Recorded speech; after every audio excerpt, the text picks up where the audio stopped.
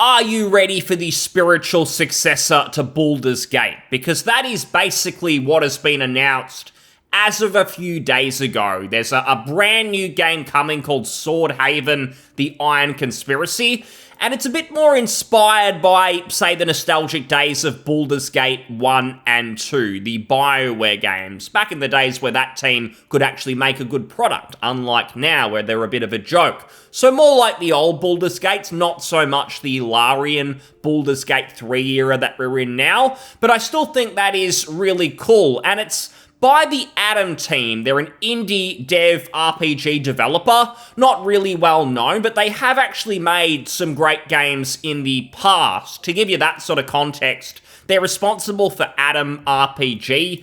If you haven't heard of it, it released about 6 years ago, and it's very much just like Fallout 1 and 2. If this game, Adam, was the spiritual successor to Fallout, then this new game they're making is seemingly the spiritual successor to Baldur's Gate. So they may not be the most original developer, but what they do is they take inspiration and do a great job making something new out of it. We can see with Adam RPG, their previous game, it's inspired by classics like Fallout, Wasteland, Deus Ex, Baldur's Gate. So they play some good games, they take inspiration from some of the best. This even has nearly 10,000 reviews on Steam, most of which are positive, which is really good. I actually bought this when it came out. I've played a bit, but it's just been in the backlog for ages. I really need to get around for it. I like to support these, but I don't always play them day one, and even since then, they actually released a standalone expansion called Trudegrad, it looks like. So pretty much a similar game again. It's like they've made a Fallout 1 and 2 and now they're ready to move on to something else. What I really like though is it's a developer who's released competent games before they finish them. They haven't screwed us around, and that's why I kind of get excited for something like this, Swordhaven, The Iron Conspiracy, because we know that they can deliver.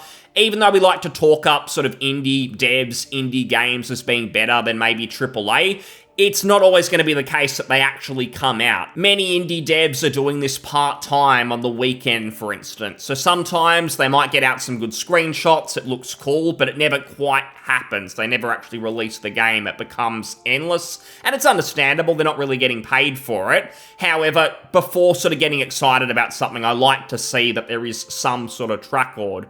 So Swordhaven, it looks great, and to sort of jump into what they've shown, there is a Steam page, and we can see some screenshots here.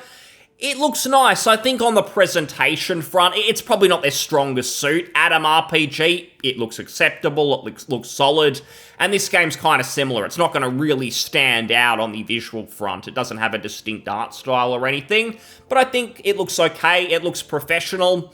If we look, it's going for more of that realistic art style, and I guess the only danger there is it can sort of become outdated very quickly and you don't really have that style. But what I did pick up on is the interface. I like how the interface looks. If we look at the health bar and what's probably a mana bar or something on the left, I like that. It kind of reminds me of Arcanum's influence in a way, but with more of a Baldur's Gate coat of paint. We can see that as well with some of the quest journals, skill panels and things, most probably, that you can see here in the bottom left. I think they've just done a decent job because some indie devs, the interfaces look really amateurish, and I think it just turns people off. It doesn't look very professional, so I feel they've at least got that right. I don't think it's turn-based combat. Their previous games have been turn-based. It may be an option. In fact, I think it is. They might go into that in a second. We'll have a look.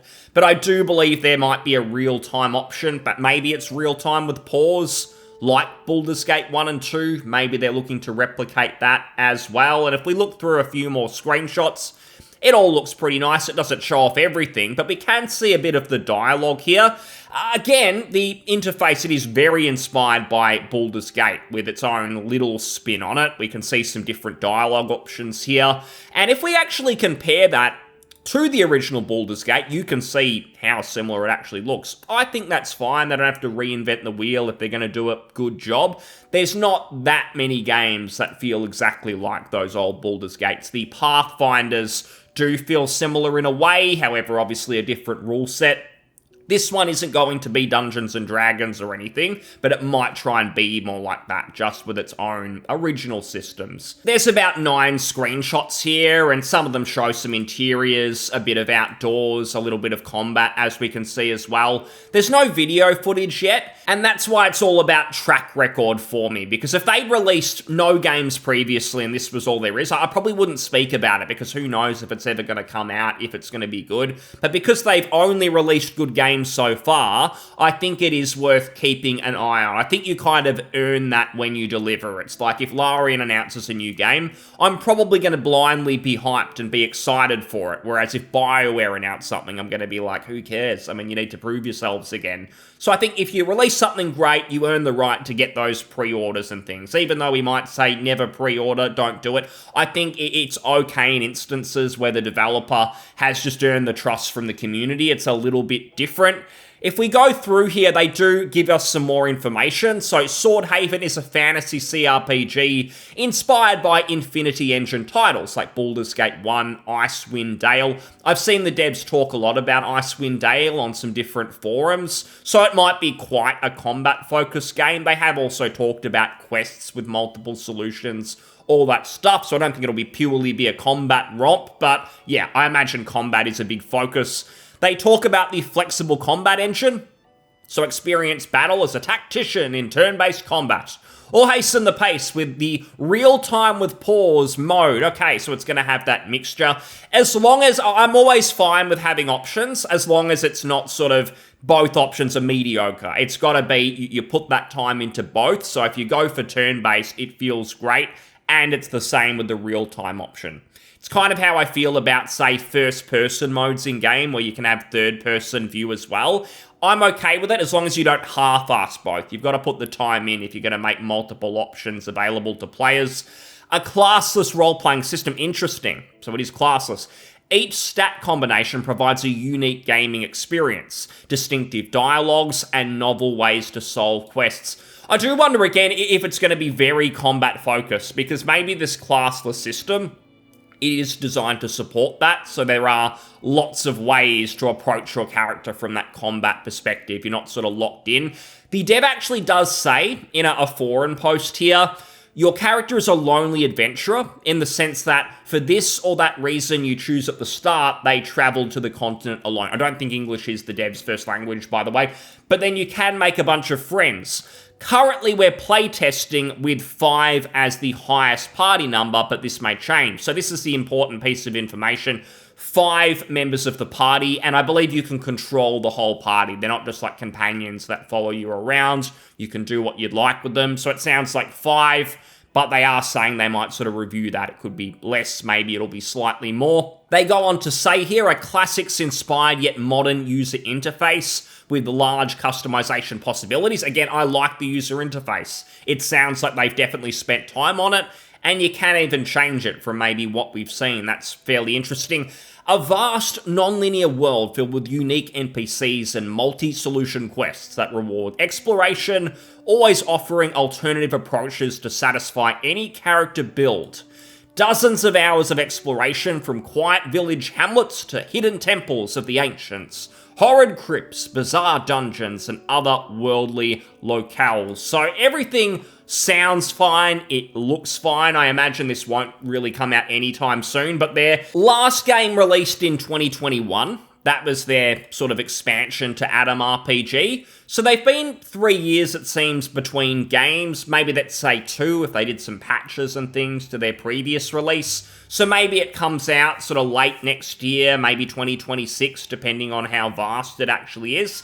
I think it's definitely one to keep an eye on. I trust these devs. It seems like they have the right ideas, the right motivations as well. The only thing I'll say is being inspired by Baldur's Gate 1 is fine, but if you go to sort of play that in 2024, it does feel a bit weaker than most other CRPGs, and that's kind of because at the time, there was very little like it, a sort of big graphical adventure, Dungeons and Dragons, what was it, like 1997 or 1998 or something like that? For its time, fantastic, but Baldur's Gate 2 is leaps and bounds improving over that original game, the original adventure. Baldur's Gate 1, it's kind of very simple, very basic story. The locations, they're not super varied. I think there's some DLC that make it a bit more interesting, but it's probably not the most ambitious game if you're looking at it these days. Whereas Baldur's Gate 2, it's a huge improvement in basically every area.